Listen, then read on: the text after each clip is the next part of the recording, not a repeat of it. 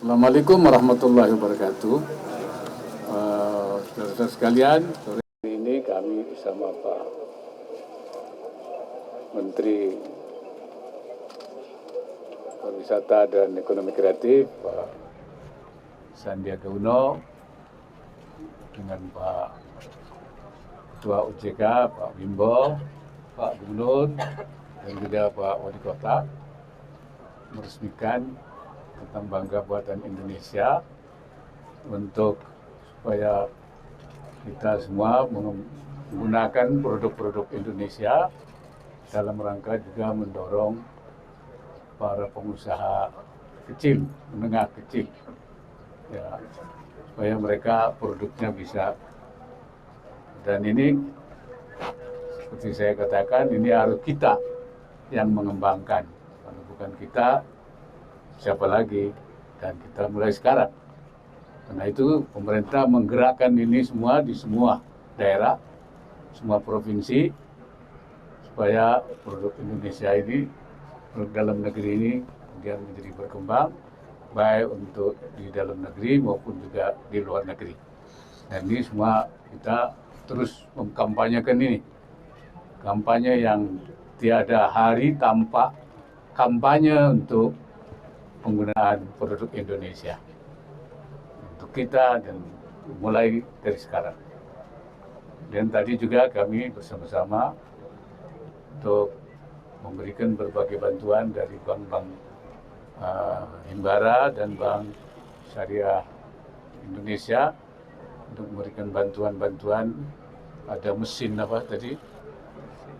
Pengolahan, ada berbagai, dan terakhir tadi yaitu untuk keprihatinan pemerintah untuk membantu mereka yang miskin karena mengalami kesulitan, termasuk juga adanya kenaikan kesulitan migor, mungkin ada kenaikan minyak goreng, kemudian juga yang disabilitas dan lain-lain. Itu bagian daripada tanggung jawab pemerintah untuk memberikan bantuan setiap tahun pada masyarakat. Barangkali itu yang dapat saya sampaikan. Saya Eropa dari RRI. Ya, Pak tadi disampaikan bahwa sumbangan dari UMKM untuk ekspor itu baru 15%. Betul. Adanya Gernas BBI ini, seberapa optimis pemerintah bisa dapat mendongkrak kenaikan ekspor UMKM? Terima kasih. Ya, tentu tergantung daripada usaha kita. Kita ingin mengejar paling tidak seperti yang dicapai oleh Singapura, itu 40%. Bahkan kalau Cina sudah 60%. Nah, tetapi seperti apa target? Mungkin Pak Sandiaga Uno ini bisa menjelaskan. Baik, terima kasih Bapak Wapres. Mohon izin. UMKM menyumbangkan 97% dari lapangan pekerjaan dan 60% dari kontribusinya terhadap PDB kita. Namun ekspor ini masih di bawah 20%. Target pertama adalah 25%. Dengan Gernas Bangga Buatan Indonesia, kita akan menargetkan 30 juta UMKM onboarding di akhir tahun 2023. Dengan itu kita harapkan target ekspor ini bisa meningkat, dan ada beberapa program-program tadi yang sudah disampaikan Bapak Menko, yaitu Indonesia Spice Up the World, Rendang Goes Global, dan lain sebagainya untuk mendorong produk-produk UMKM kita untuk mendunia. Ya, saya kira. Selamat sore Pak Wapres, saya Alicia, wartawan Detikom. Pak, mohon izin saya mau bertanya terkait pada 11 April kemarin kan mahasiswa di berbagai daerah menggelar aksi begitu Pak. Menyebut aksi dengan 11 April gitu. Mereka juga menuntut agar minyak goreng diturunkan gitu Pak, tidak langka, dan juga mereka juga mendemo mengenai solar gitu Pak. Dari pemerintah sendiri bagaimana merespon dengan adanya demo mahasiswa ini Pak? Ini kan terjadi di berbagai daerah. Soal demo itu saya kira itu kan sudah dijelaskan, pemerintah itu kan bagian dari demokrasi kita, sepanjang dilakukan dengan baik, teratur, tidak anarkis. Jadi itu aspirasi, dan pemerintah mendengar tentu berbagai tuntutan itu. Seperti sering dijelaskan oleh pemerintah bahwa memang sekarang ini akibat daripada situasi ekonomi global ini terjadi kenaikan di mana-mana, adanya perubahan iklim, adanya perang Rusia, Ukraina, itu mengakibatkan semua. Jadi Lebaran kali ini bukan semata-mata karena Lebaran yang biasanya ada kenaikan, tapi ada pengaruh daripada ekonomi global. Nah, bagaimana pemerintah mengantisipasi ini?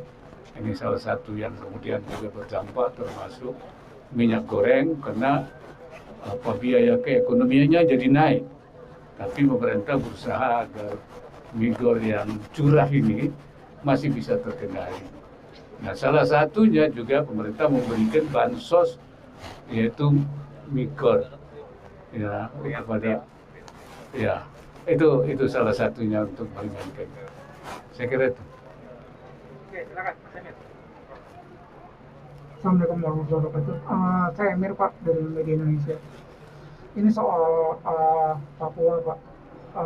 Hampir setiap pekan dalam sebulan ini terjadi kekerasan Pak di Papua. Hari ini aja 2 orang yang ditembak oleh yang diduga oleh KKB ataupun TPNPB itu.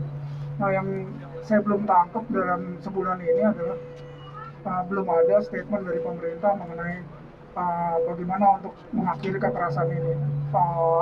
Ya apa yang diinginkan oleh pemerintah untuk supaya kekerasan di Papua tidak semakin berlarut-larut gitu Pak. Terima kasih. Assalamualaikum warahmatullahi wabarakatuh.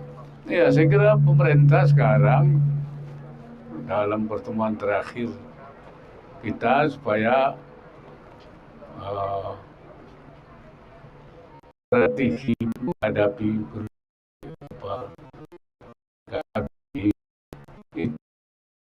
tidak defensif pasif, ya, tetapi defensif yang dinamis, aktif.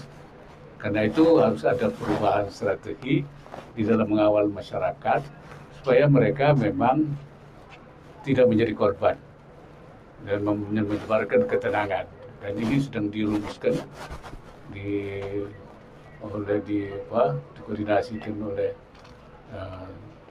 Menko Polhukam yang melibatkan semua baik Panglima, TNI, Polri, kemudian BIN dan semua unsur untuk membuat langkah-langkah ke depan supaya masyarakat aman dan juga pembangunan kesejahteraan tidak terganggu.